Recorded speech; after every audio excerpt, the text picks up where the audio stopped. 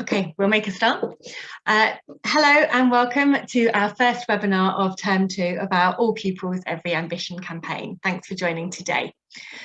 Our campaign this term is focusing on preparing all pupils for the world of work and life after school. We want to provide you as governors with information that will ensure all students, irrespective of their background, are provided with opportunities to meet their potential. Because of that, we've split today's webinars into two shorter ones, and this session will focus on careers-related learning in primary schools. We've got a second session afterwards around secondary schools. We're welcoming today Rachel Green, who is the Education Engagement and Development Manager at the Careers and Enterprise Company. The Careers and Enterprise Company aim to help every young person find their best next step. And she's going to talk to us today about what we can do to support our schools, what we should be looking for, and what questions we should be asking. So Rachel's going to speak for about 20 minutes. She's got some slides to share. We'll share the slides afterwards as well. There's lots of really useful links in there that I'm sure you'll be able to take back to your governing boards. If you have any questions, please do put them into the Q&A section, because we'll have time at the end to share those with Rachel and get her viewpoint. So without further ado, over to you, Rachel. Thanks ever so much, Hannah, and really lovely to be with you today. I'm just going to share my screen. Hopefully that will all work okay. And as Nicholas said, as Hannah said, my mistake, the mission of the Careers and Enterprise Company is to help every young person find their best next step. And essentially, this means supporting schools, special schools, colleges to equip young people with the skills, knowledge and confidence that they need to make those positive and aspirational choices about their future. Much of our work really does focus on supporting careers leaders in secondary schools and in further education, where the requirement to deliver career-related learning is statutory. Currently at primary school, careers education isn't statutory, but it does, for me, form part of a natural part, really, of teaching this age range, helping to develop the pupil to become a rounded, aspirational and confident person. So career-related learning also sits as part of the PSHE curriculum and encompasses the development of essential skills more broadly. So why do the Careers and Enterprise Company also work with primary age pupils, and why potentially should you consider career-related learning skills development in your school setting? Well, for us, career-related learning in primary school is simply not talking about just jobs. It's not about asking a 9-year-old to decide what their future career pathway looks like. Instead, it's about ensuring that they have that opportunity for regular conversations that challenge those stereotypes, broaden their horizons, and really raise their aspirations. It's about helping them to recognise their likes, their dislikes, their skills, and how they're applicable and important in daily working life. We want that curiosity to be inspired, and we want them to see the connection between what they're doing in school and the world of work and life beyond, and how that will help them in their future roles. So rather than me talk about it, I'm going to hopefully share with you a little video that hopefully you'll be able to hear okay. So please, Hannah, if you can let me know if it's not coming through all right. So I think this explains it much better than I could do.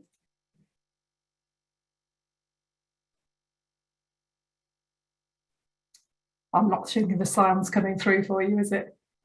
But you've got the little sound, no. Subtitles there to see. Hopefully. I'll have a look and see if I can work out how to make the sound come through.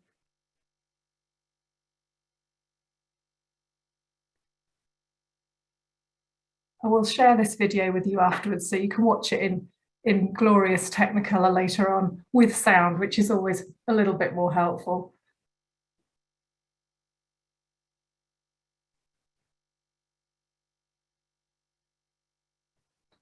So whilst that's playing, hopefully you'll be able to listen and read at the same time, multitasking. Essentially, it goes back to the old adage that you can't be what you can't see.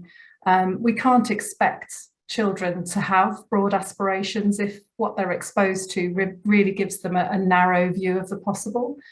There's so many stereotypes that they see based on gender, ethnicity, social economic status, and their background, which really limits their self-belief And we want to challenge that as early as possible to help young people really see the future of their own potential, impacting on how they feel about being engaged in their learning right now, but also when they go through into secondary school. There's a huge amount of research that's gone on in this area.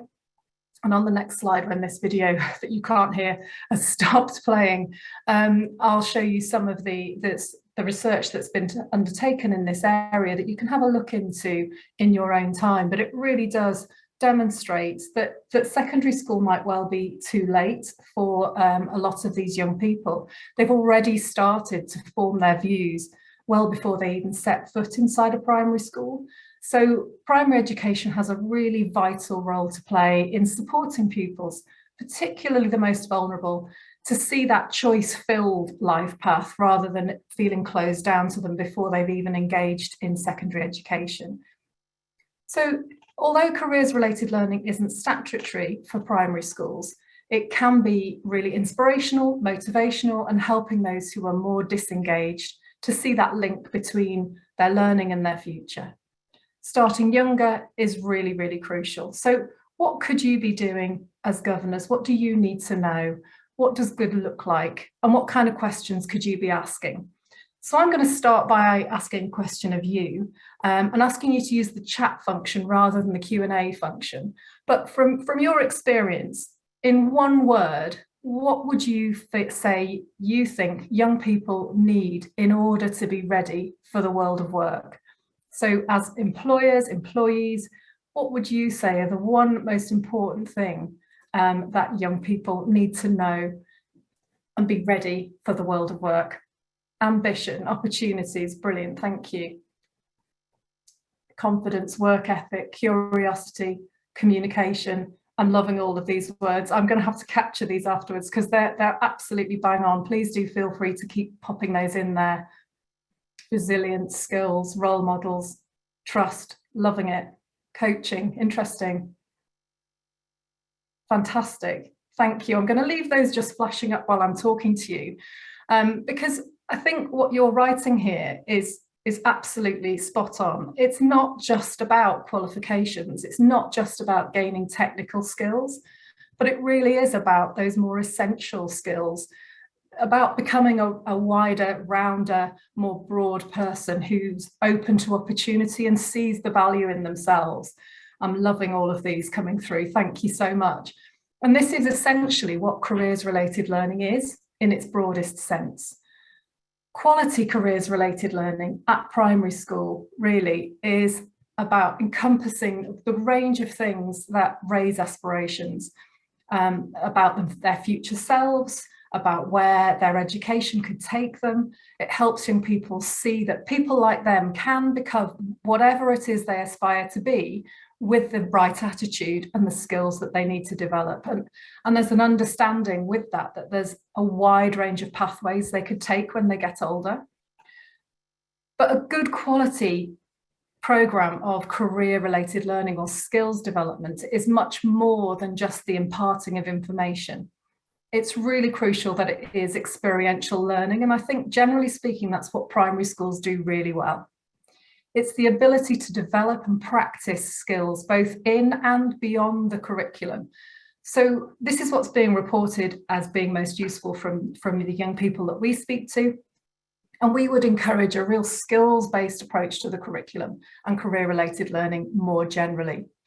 Now, the words that you have started to put into the chat there could already form the basis of some of the questions that you could start to be asking in your school setting.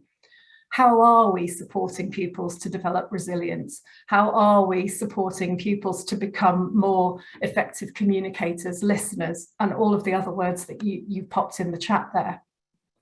Career-related learning is about helping students to recognise those skills that they're developing, to see how they apply to the world of work, and really giving them those opportunities to practice and demonstrate those skills in real-world situations. So what does good actually look like? Well, I'm going to take you through a few different things that we consider to be really important as part of skills-based curriculum. So career-related learning should be a part of the curriculum.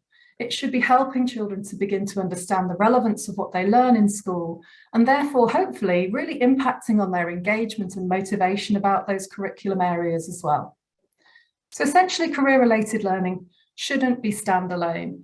It shouldn't be seen as a bolt-on, not delivered in isolation.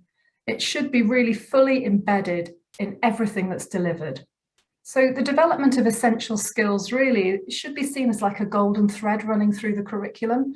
And by aligning your career-related learning to the vision of the school, to your school mission statement, for example, we're using careers as a vehicle to support the strategic priorities of the school, and that can be really impactful and lead pupils to feel more confident about their futures. So there's a few ideas here about how you can start to embed some of those ideas within around career-related learning into the curriculum. And you can see on all of the slides that I'm giving you, there's a little button at the bottom there with the link, which will take you through to the relevant pages on our primary platform. So there are some really good ideas in here about how to embed that fully into your curriculum at various different levels, whether you're starting out and developing, or whether you're beginning to embed that fully, or you're really enhancing because you feel it's already embedded. So there's lots of ideas on there that will hopefully help you. So if we're thinking about questions that you could ask as a governor, you could be asking the school that you work in whether there is actually a clear strategy on career-related learning or on skills-based learning already in place, and how is that communicated and embedded across the school.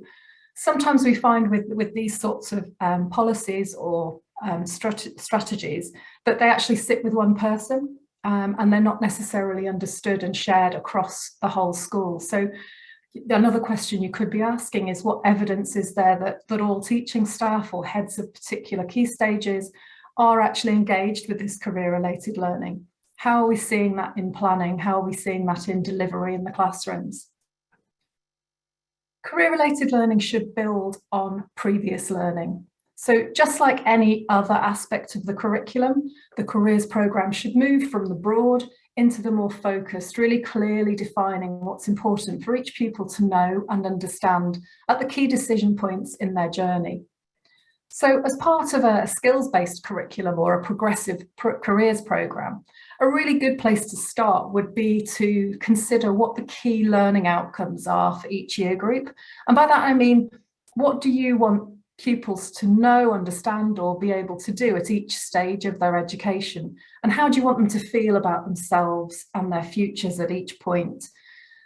So this learning journey you can see on screen now really helps you to plot out and represent clearly to all staff, to all your pupils and parents, what those key milestones are for your pupils and how that's planned to be delivered. So this could be something that you might take and ask how we could work together to get this populated with heads of year or key stage leads. They could look at what's already happening in their particular areas and how this could be supported or improved with, say, employer engagement or an increased focus on skills-based learning at each of those levels. And you can pop in there what your key learning outcomes are. So for example, in EYFS, it may be that you're looking to challenge those stereotypes before they're even formed, so that the children in EYFS are quite happy seeing female police officers or male nurses, and they don't bat an eyelid at that because it's not seen as a stereotype anymore. So have a look at seeing if you can build on this, build each year on the learning of the year before, and ideally incorporating real world opportunities to practice and embed skills within that. Again, this is available on the site, on our resource directory, and you can link through from this slide. So a couple of questions here. Is careers-related learning and skills development sequential? And is it meeting the changing needs of pupils as they progress through the school? Because obviously the needs of a year one child is not the same as year 5. How are we building on their learning year on year? And how do we know where it's really having the impact that we want it to? Another really strong aspect of quality careers education and careers-related learning is about the involvement of parents. Parents and guardians have a massive, significant influence on their child's career decision-making and choices. In fact, they're arguably the biggest influences on young people's decision-making throughout primary and secondary. So it's really important for senior leaders, careers leaders, and governors to identify opportunities to enhance parental engagement generally, but also through the lens of careers, pupil transition, progression, things like that. Some parents just don't talk to their child or support their child with decisions about their next steps. And others can only really offer advice based on their own lived experience, meaning that the information that they share might well be out of date or inaccurate. And so it's really important that we take parents on this journey with us. As children get older, parents feel less and less influential and able to guide their child. Whereas at a primary school, particularly, what children hear and experience really impacts on their beliefs about themselves, the world, and what's possible. So engaging parents to tackle those stereotypes and misconceptions at this early stage is really crucial. The Careers and Enterprise Company are working with the Gatsby Foundation on a project called Talking Futures. And there are a large number of resources available here and linked to from this slide. So please do take a look at all of these resources to help you. And there's also a link through from this slide to a career-related learning parental engagement resource on our primary platform. So it'll give you an idea of the sorts of other things that you might find useful on that platform. So a couple of questions here, just to think about how you are keeping parents informed and engaged. Now, that doesn't necessarily just mean about careers education and careers-related learning. Do we regularly collect feedback from students, from parents, from staff and employers? And how is that acted upon? Is what we're doing meeting their needs? And how do we know? And is the support we're offering to students, to pupils and parents at key points, such as when they're moving, say, from primary into secondary, is it meeting their needs? Are we giving them the information that they need to make an informed choice? And how could we improve on that?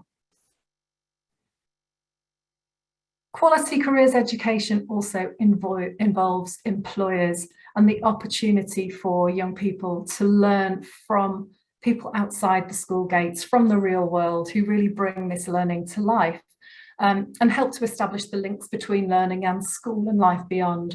Somehow, bizarrely, hearing things from people other than teachers can really help pupils and parents to accept it and take it in a little bit more sometimes. Every student, ideally, would have multiple opportunities to learn from employers about work and employment and the skills that are really valued in the workplace. And this could be through a range of enrichment activities like having visiting speakers, mentoring, enterprise schemes. So something like an employer talking about why literacy or why maths is so important to them in everyday life can really help some of those students and pupils who are maybe a little bit disengaged from maths to see the value in their learning, for example. There's an absolute ton of information to support employer engagement on our primary platform, which is linked to from this slide. There are case studies, example lesson plans, videos, and so on that you might want to raise with your teaching staff to help them consider this work. And there are some great organisations who can also help, such as Speakers for Schools, Primary Futures. There are lots out there. So some questions for you as governors on this.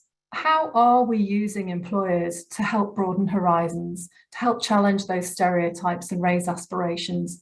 And as employers yourself, you may wish to consider actually taking part in something like that yourself to help to raise those profiles. Do teaching staff involve employers in lessons regularly at the moment? How can we tweak that to give that sort of careers skills-based focus to it?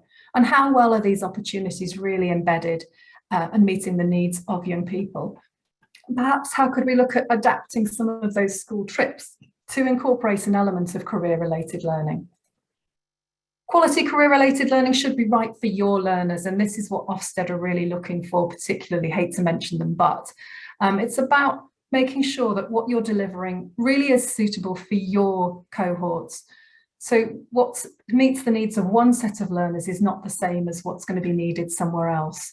There's lots of things to be considered: local and national labour market information, the demographics in your setting, identified skills needs of that particular year group. You know, maybe they've got a particular issue around communication or whatever skill it is that you want to develop with them.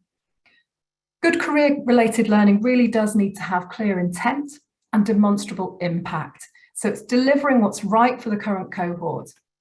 At a recent conference on Ofsted, the lead inspector stated that the best way to prepare for an Ofsted inspection was not to prepare for an Ofsted inspection, but instead to continue to deliver day in, day out what's right for your young people. And Ofsted will simply come along and validate that. So does the senior leadership team, the careers leader, governors, do you really know and understand what your learners need, particularly in terms of that personal development aspect? And is your offer, is what you deliver as part of your curriculum really meeting that need? So some of the questions around this area: do we know the specific needs of the cohort joining us in September? Have we spoken to the nurseries or infant schools about that? How will we adapt what we're offering to take account of their specific needs? Are our Year 6 pupils and their parents really aspirational in their plans for secondary education, and are we able to do something about that? And if this is a particular area of interest for you, do take a look at the link on the slide for a webinar that's coming up soon, specifically looking at transition from primary into secondary, with a real focus on PSHE, skills and career-related learning to support transition and parental engagement as well. So to finish with a couple of questions really for you to consider as a governor again. Should the school be doing more to raise aspirations and broaden horizons or challenging stereotypes? What do you think about where you're working? Is that something that's already being done? What are the key needs of your pupils, and is that being met through the curriculum so far? Do you or should you have a careers link governor? Now, this is something that is recommended for secondary schools, but maybe not considered in a primary school setting. But is it worth having someone who really takes that focus on skills development, on career-related learning on your governing board? Are you fully aware of any career-related learning that's being offered, how it's being delivered and evaluated at the moment? Is it even happening? Is career-related learning discussed at the moment at governing body meetings and recorded? Do you attend any sessions like that, skills development sessions at school at the minute? And how could you potentially, in your role, support with employer engagement a little bit more? So one good place for you to start, oh, hang on, I think I skipped 2 slides there, didn't I? What other questions could you ask? Where does career-related learning and skills development feature in your development or improvement plan? Have you got skills development sitting in there quite prominently? How could you use this to help raise that aspiration level of your students and pupils? How could you help to broaden horizons, challenge stereotypes through the curriculum and with parents as well? How do we challenge them to do the same thing? And how are you measuring pupils' progress in terms of skills development? Do you use something like Skills Builder, for example, that really tracks through how pupils are increasing their skills as they go through their time with you? If this is an area of interest for you, there's a great place to start. That's our self-assessment quiz, which is a bit small on here, I know, but again, it links through to from this slide, and it really helps you to see what's going on in the school. It helps to spark ideas and reflection on current practice, and will help you really consider those longer term goals around this for you. So if you haven't had a go at that, that's a great place to start thinking. So I'm going to stop there and see if we've got any questions. I hope you found it helpful. I'm very happy to answer any questions if they've come through. I'll stop sharing my screen so that I can actually see people and the chat. Thank you. Thanks ever so much, Rachel. While we're waiting for some questions to come in, I had a question myself. So the grid looks really useful of sort of where to start. What would be the next step, I think, would be my question, is when... Following the quiz. There's lots of information there that we'd obviously all want to impact. And schools are currently in a stressful time, as they have been for a while. And I think overloading is probably a problem. So what would be your first step if careers education is something that they haven't really looked at so much? Thanks, Hannah. I think the quiz really just helps to reflect So it's a good, as I say, a good starting point, because it's not asking you or telling you to do something in particular. It's about just taking time to think about what's happening already and how you could expand and improve without doing a huge amount different, just tweaking, thinking a little bit. I think my next step would be to see what the recommendations are on the completion of the quiz, because it does pop up with a couple of things saying this is where you're doing really well, this is an area for development. And then I would think about pulling together some key people from staff. So it could be someone on the governing body who's really interested. I would highly recommend having someone in a leadership role as part of it, and then pulling in a few other people who've maybe got an interest in this, and just looking together at the recommendations from the quiz and where that could take you, and just focusing on what's right for you and your school right now. It may be that it's simply skills development and your cohort of students really need help in improving their listening and communication skills. How could you involve that in terms of career-related learning? How could you bring in employers to support that? So just thinking about one key area, don't try and do everything. Lovely, thank you. We have a question from Ross Poulter. In order to start talking about careers and breaking down stereotypes, how should schools first address why we need to work? Are primary school children aware of the concept of earning, careers, economics, and that wider piece? That's a really good point, and a great starter conversation to be had in any classroom. You could have that with EYFS children right through to year 6. You know, why do people work? And I think what's important to stress there is that it's about bringing in money to live and all of those things, but actually it's about feeling good about yourself, about self-confidence, about self-worth, and all of those aspects as well. So I think it's a really great place to start, and it would be a very interesting question, I think, to have as a discussion point in all classrooms, and that would really help you to feel where your school is in terms of that development process and where you need to start. But yeah, I think that's a really valid point. I'm going to note that one down. I think that's a really nice one, because actually the next question is, how do you measure impact with career-related learning? So I guess the other end, rather than the beginning, is how do you measure the impact that you're having? I can make sure that you're able to link through to our resource directory that's aimed at secondary schools, but the information will be equally relevant for primary schools. And there's something called the Impact Evaluation Toolkit on there, and it talks about how to measure and what to measure and why to measure it, essentially. But I would say from a primary perspective, we're talking about skills development particularly. So if you can sort of use something like Skills Builder, which helps to track that skill development right the way through, it has 15 stages of learning for each key skill area.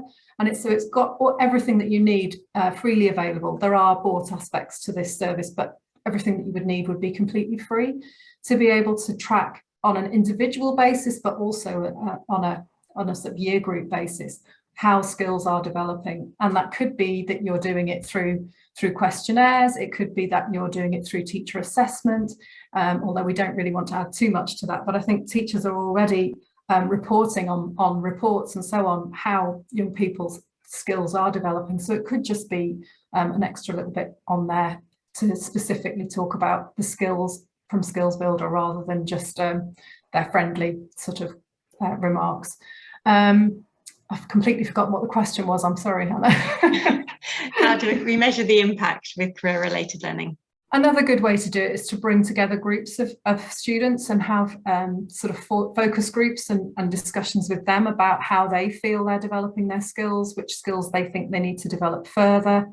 I think it's very interesting that when I was a careers leader in a secondary school and I talked to students maybe in year 10, 11 and asked them to articulate what they were good at in terms of skills, they found that incredibly difficult. And I think the more we can do to help students at a much younger age recognise the skills that they're developing and what that means and why that's good, and the ability to say, I'm good at this because I've done this, will help them be work ready, will help them be able to articulate themselves in an interview and all of those things that we all find so challenging. So I would signpost you to the Impact Evaluation Toolkit, which has a huge amount of really valuable information. Brilliant, thank you. And I saw somebody in the chat had recommended Skills Builder as well in the primary school as a really great tool. We have got a couple more questions, and I appreciate it's 1 o'clock. Just one more though. Are there recommended skills that can be mirrored at home so behaviours can be supported at home and school? I feel like I'm being a little bit of an advert for Skills Builder here, but they've just developed Home Zone actually, which has a huge number of resources to support at primary level, with activities to be done at home that will follow up on those skills that you're developing in school. So yeah, I'm not actually being paid by Skills Builder, it's just that they do have some really great offers at the moment. As I said before, we're developing some work at the moment on Talking Futures, which is a parental engagement programme, more specifically aimed at secondary, but again, the principles will be the same for primary. So that might be something worth keeping your eye on as well. But I think it's about making sure that parents recognise the value of skills development and skills improvement, because unless we're helping them to see why that's important, for not only for the time in education but beyond, then maybe that's something we need to be talking to them about. Without that, they won't know why it's so important. So there could be some work to do from a parental engagement perspective there.